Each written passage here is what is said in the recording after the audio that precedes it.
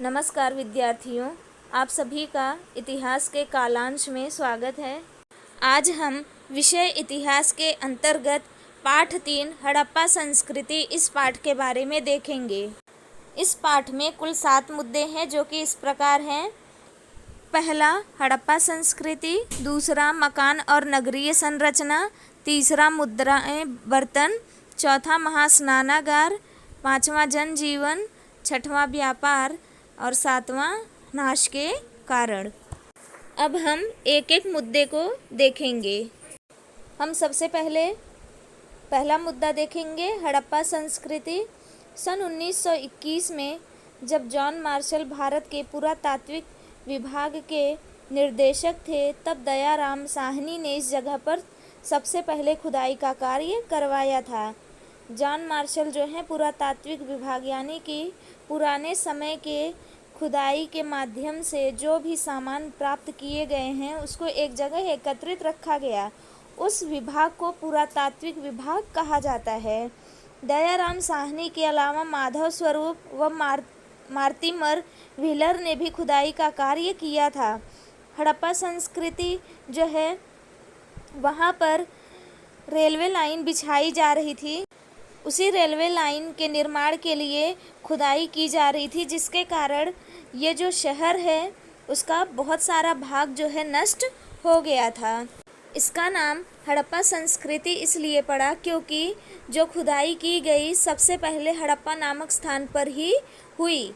इसके कारण इसका नाम हड़प्पा संस्कृति पड़ा। इसे हम सिंधु संस्कृति के नाम से भी जानते हैं। हड़प्पा जो स्थान था उसके दक्षिण दिशा में लगभग 650 किलोमीटर की दूरी पर सिंधु नदी की घाटी में मोहनजोदड़ो नामक स्थान था।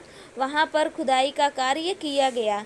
हड़प्पा और मोहनजोदड़ो दोनों स्थानों पर जो खुदाई हुआ, वहाँ पर जो भी वस्तुएं मिली या वास्तु मिले, वहाँ के पाए गए जितने भी अवशेष थे उसमें बहुत सारी समानताएं थी।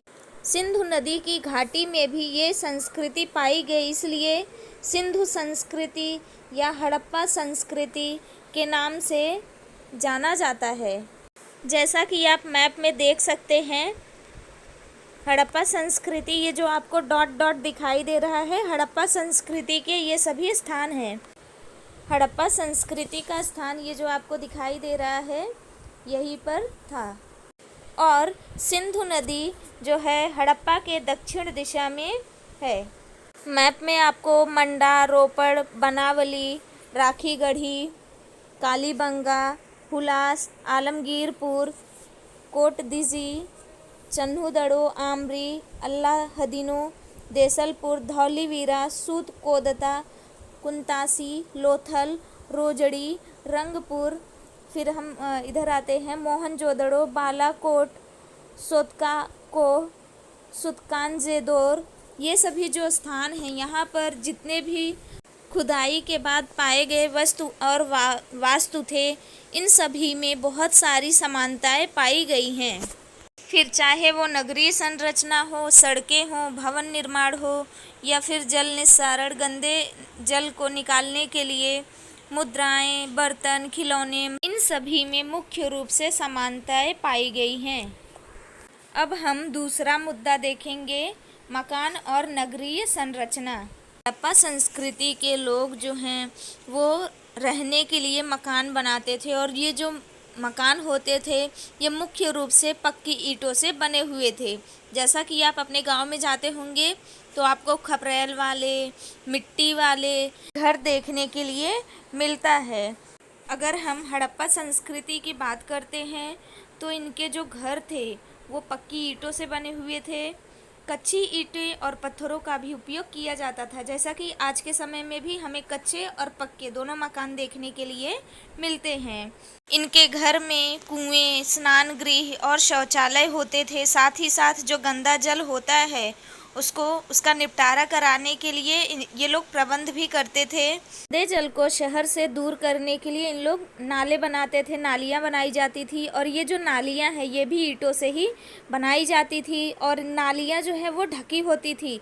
इससे हमें यह स्पष्ट होता है कि हड़प्पा काल के जो लोग थे वो साफ सफाई के प्रति बहुत ही जागरूक थे। हमें इस तरह की नालियाँ जो हैं आज के समय में भी दिखाई देती हैं।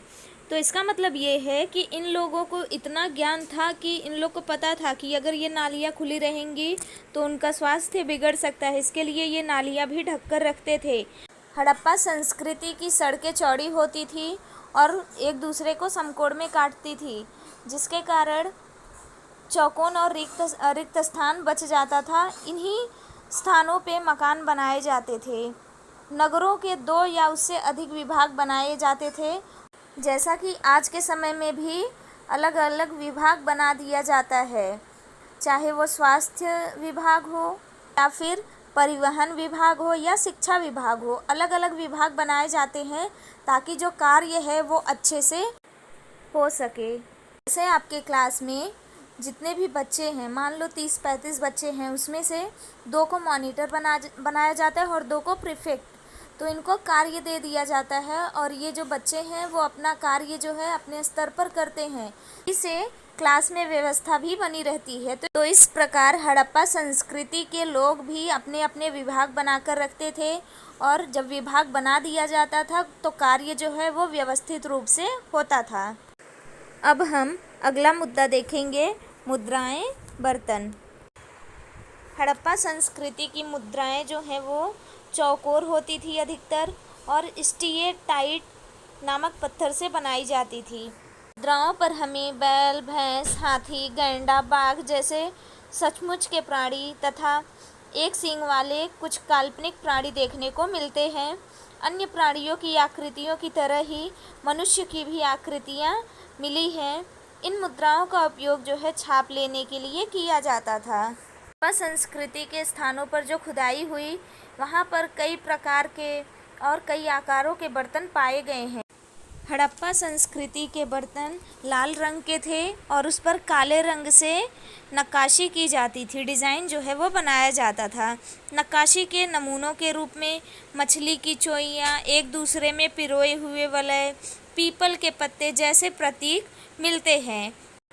हड़प्पा संस्कृति के लोग जो हैं वो किसी मृत व्यक्ति को दफनाने के लिए मिट्टी के बर्तन का प्रयोग करते थे, यानी कि मिट्टी के बर्तन में शव को रखते थे और फिर उसे मिट्टी के अंदर दफना देते थे।